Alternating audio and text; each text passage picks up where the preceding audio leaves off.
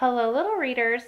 Today we'll be reading The Pigeon Wants a Puppy by Willems. Oh, hello.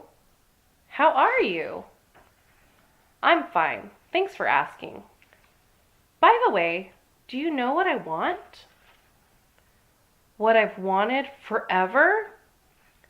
At least since last Tuesday. A puppy! Puppy, puppy, puppy. Oh, don't worry. I'll take care of it. I promise I'll water it once a month. What?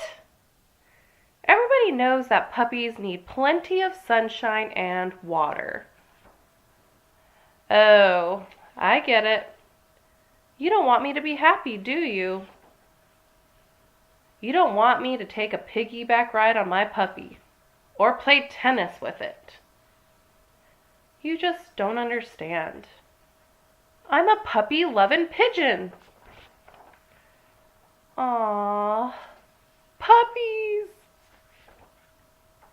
I want a puppy right here, right now.